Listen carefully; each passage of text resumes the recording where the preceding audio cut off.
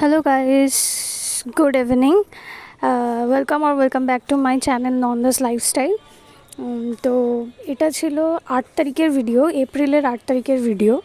তো এই দিন তোমরা সবাই জানো এখানে বনগাঁ উৎসব চলে, মানে মেলা চলে। তো ওই দিন আমি আর উদিতা চলে গেছিলাম মেলাতে। হঠাৎই প্ল্যানিং হয়েছিল যে আমরা যাব, তো ওই জন্য বিকেলবেলা রেডি হয়ে বেরিয়ে পড়লাম মেলার উদ্দেশ্যে। তো রাস্তায় ভিড় দেখে তো আগের দিন তোমরা মেলার একটা ভ্লগ তোমরা দেখেই নিয়েছো, তো জানোই যে এখানে প্রচণ্ড ভিড় হয় মেলাতে।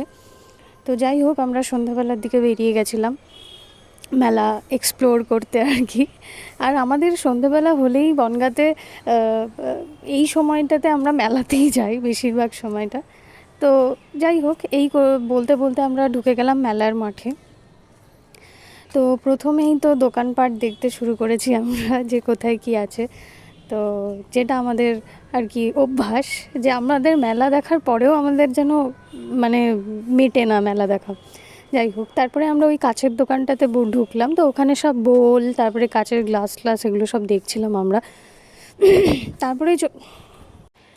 তারপরে একটু ঘোরাঘুরি করলাম, বিভিন্ন দোকানপত্র দেখলাম। এখানে একটা জুয়েলারিরও দোকান ছিল, তো আমরা ওখানেও গেছিলাম, ওখানেও একটু দেখলাম যে কীরকম কী এসেছে।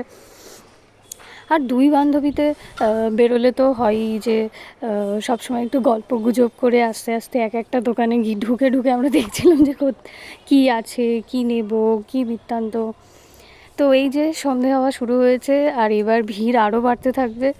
তো আমরা সেই হিসাবে মানে তাড়াতাড়ি করে যাচ্ছিলাম আর কি মেলার মানে ভিতরের দোকানগুলো দেখতে।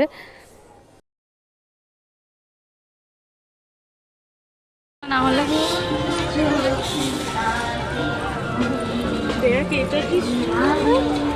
হ্যাঁ, ছোট ছোট ক্লিপ।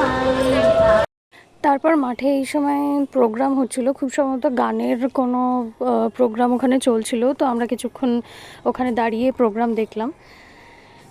আর ওই মাঠে যেহেতু সেরকম বসার জায়গা ছিল না, 2-3টে চেয়ার ছিল, ওই জন্য আমরা বসতে পারিনি।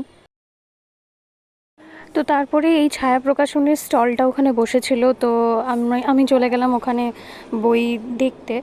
আর এখানে বিভিন্ন ধরনের বাংলাদেশি উপন্যাস যেগুলো ছিল, আর যারা তোমরা ফেসবুক কিংবা ইনস্টাগ্রামে দেখেছো বিভিন্ন ধরনের যেগুলো ভীষণ ভাইরাল হয়েছিল যে বুকসগুলো, সেগুলো ওখানে ছিল। তো আমি দেখছিলাম আর কি কেনার জন্য। তো এই যে এইখানে সব তাকটাতে সুন্দর করে সাজিয়ে রাখা আছে বইগুলো, দেখে তো মনে হচ্ছিলো পুরো দোকানটা ধরে নিয়ে চলে আসি, বাট সেটা তো সম্ভব না।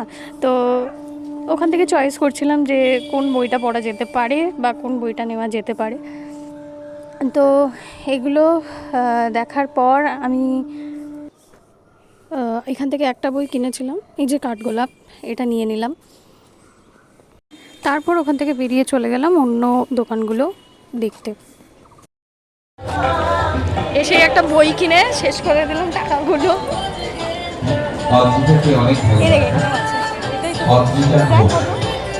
প্রতিযোগিতা এবার সোনাম সাহা এবারের প্রতিযোগী, তৈরি থাকবেন সায়নী বিশ্বাস,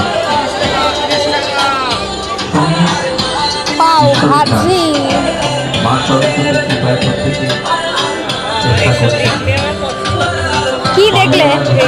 ও আচ্ছা আচ্ছা আচ্ছা, চল।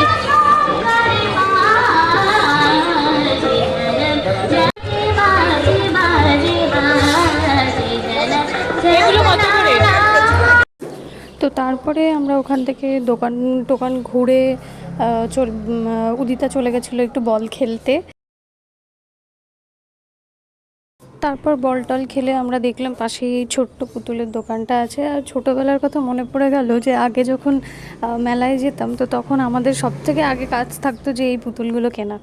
তারপরেই পাশে একটা কাছের জিনিসের দোকান ছিল, তো আমরা সেখানেও ঢুকলাম, ঢুকে এই বোল টোলগুলো দেখছিলাম। আর এই দোকানটাতে এত ভালো ভালো কাছের জিনিস পাওয়া যায়, তো আমরা সেটাই দেখছিলাম। তারপরে আস্তে আস্তে বেরিয়ে গেলাম, যেহেতু আমাদের পড়ানো ছিল দুজনেরই। তো ওখান থেকে খেয়ে নিলাম ফুচকা খাওয়ার পরে খেলাম মোমো। আমরা 1 প্লেটই মোমো নিয়েছিলাম দুজনে। কেমন বল? তো ওই দিন বুধবার ছিল, তো তারপরেই আমাদের ড্রয়িং ক্লাস ছিল, তো ওই জন্য আমরা চলে গেলাম ড্রয়িং স্যারের ব্যাচে। তো ভিডিওটা এখানেই শেষ করছি। ভালো লাগলে লাইক, কমেন্ট, শেয়ার আর সাবস্ক্রাইব করতে ভুলো না।